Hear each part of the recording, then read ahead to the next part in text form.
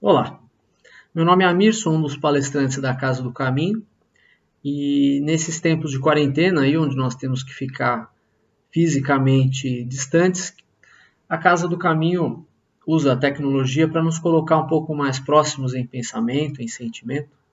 Vamos fazer a nossa prece então?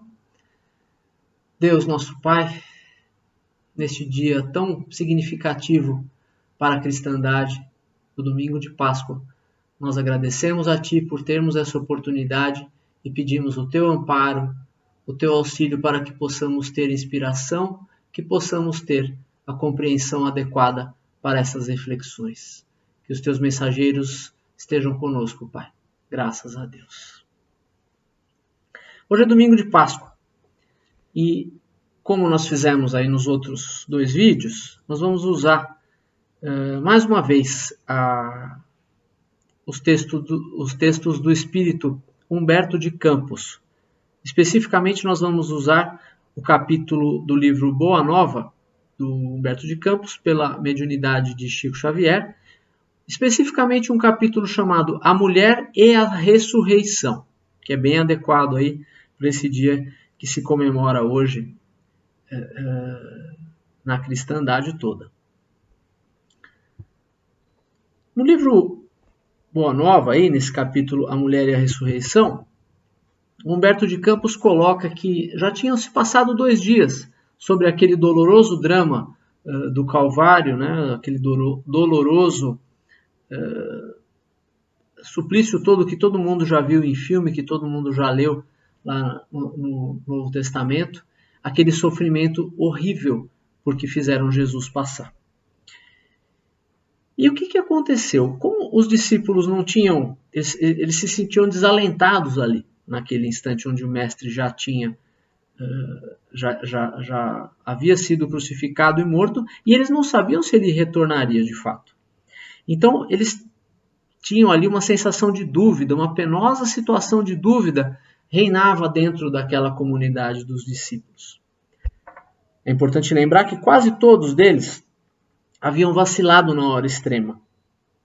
E o raciocínio frágil ali do homem, acostumado a raciocinar, não em termos do espírito, mas em termos do mundo, em termos da materialidade, para esse raciocínio do mundo era difícil entender ali como alguém tão poderoso como Jesus foi se submeter daquela maneira. Como alguém que havia curado tantos enfermos, que havia levantado pessoas que estavam mortas, que havia curado doenças incuráveis, né? O Humberto de Campos colocar aqui, consolar aos tristes, ressuscitar a mortos, sarar enfermos de doenças incuráveis. Por que não conjurar a traição de Judas com as suas forças sobrenaturais? Por que ele ficou sangrando ali tanto naquelas ruas de Jerusalém sem tomar uma atitude para fazer aquilo parar? Isso no raciocínio do mundo realmente é difícil compreender. Mas ali, se fosse feito ali o raciocínio do Espírito, Jesus mostraria ali, em pouco tempo, a vitória da vida sobre a morte. Enquanto os apóstolos estavam nessa situação de dúvida ali, essas questões entre eles ali, de boca a boca, eram examinadas, a lembrança do mestre acabou ficando em segundo plano.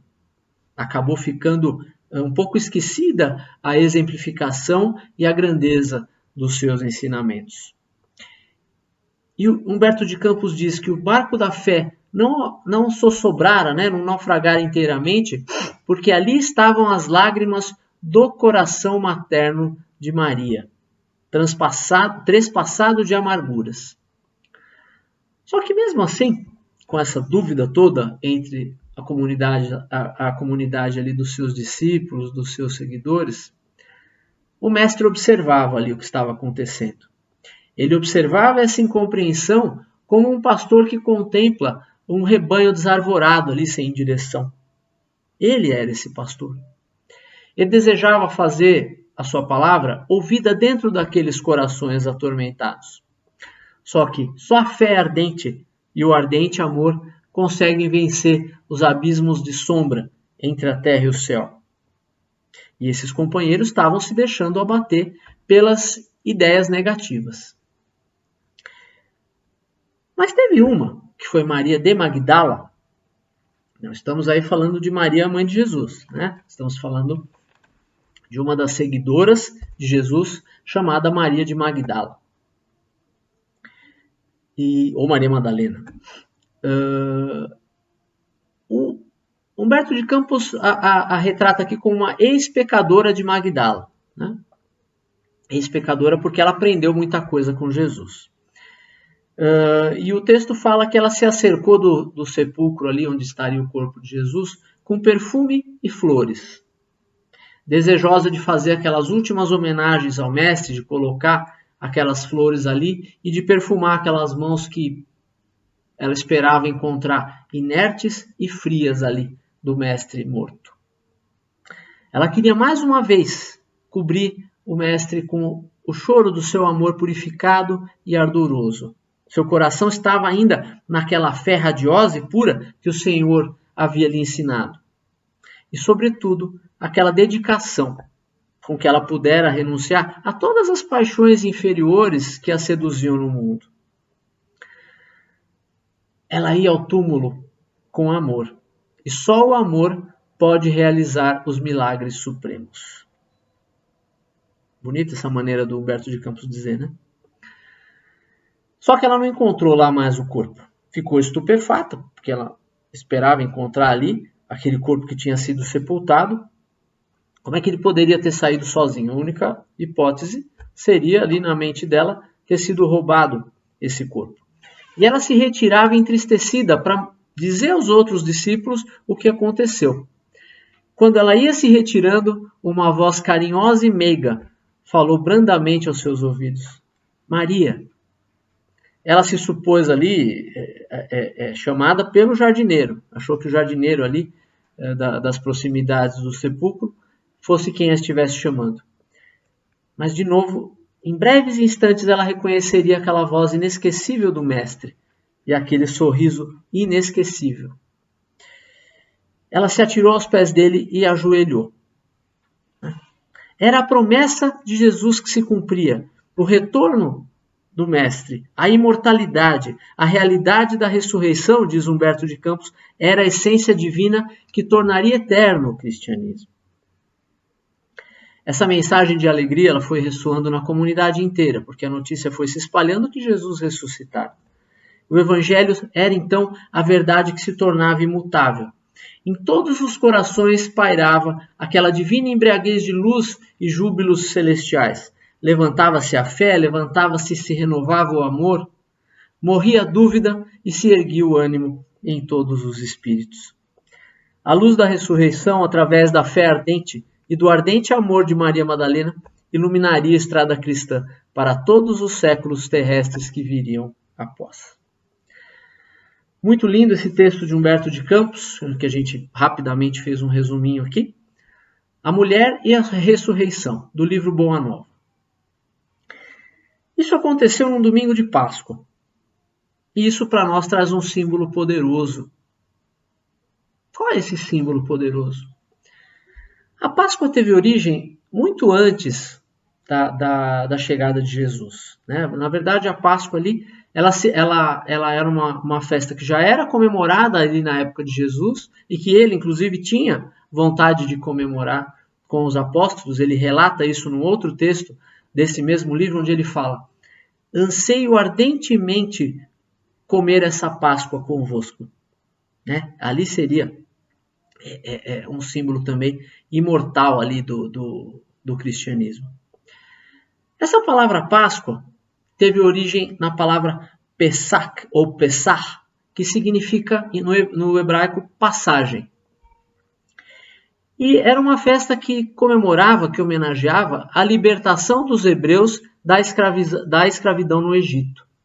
Você vai ver ali nos filmes ali que retratam a vida de Moisés, ou mesmo ali no Êxodo do Antigo Testamento, você pode ler como se deu a libertação ali na época de Moisés do povo hebreu que foi conseguindo sair da escravização que ele era sujeito ali em torno de 400 anos no Egito.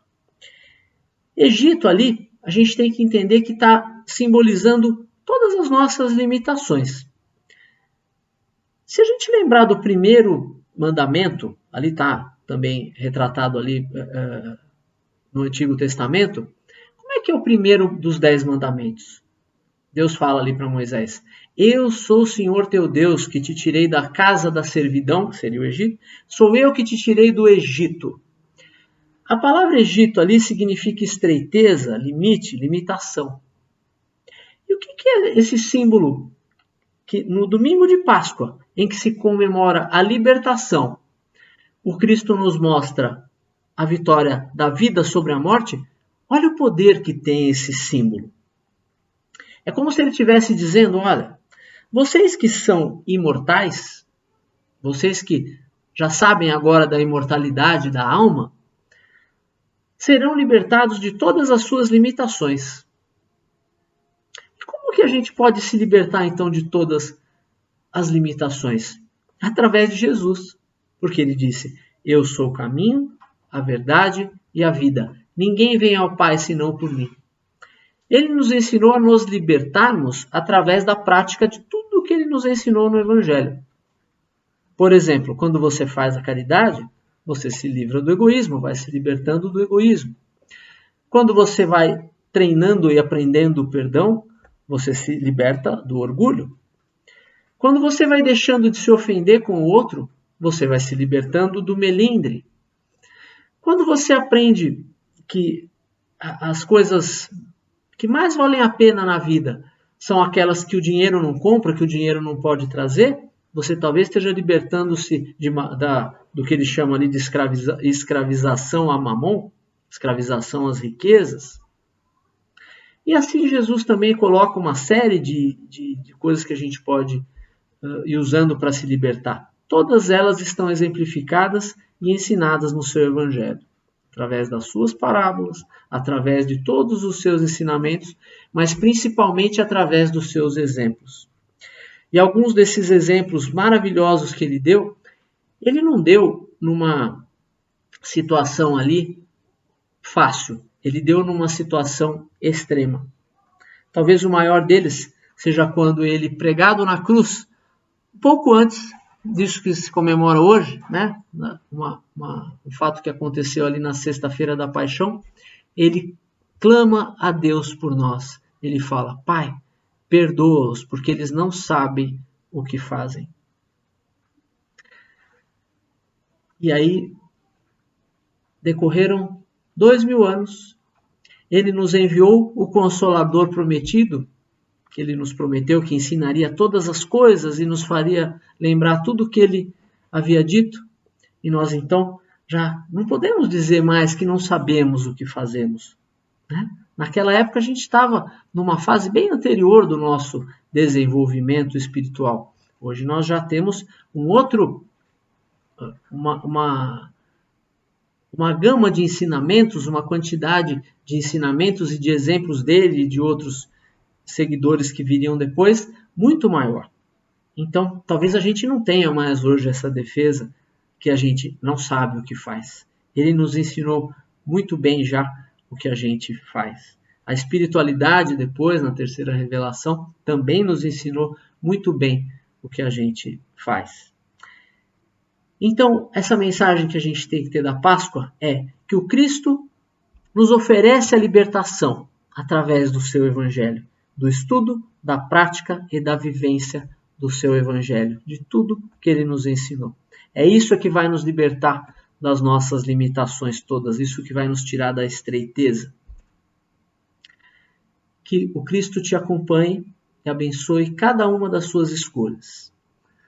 Pai, após essa reflexão, nós dirigimos o nosso pensamento a Ti, a Jesus, aos Teus mensageiros, para agradecer e para pedir que o Teu amor, a Tua misericórdia, a Tua bondade iluminem e abençoem a vida de todos que estão ligados agora aqui, Senhor. Todos que estão assistindo essas reflexões, suas famílias, seus lares, sejam beneficiados pela Tua bondade, pelo Teu amor infinito, Pai. Graças a Deus.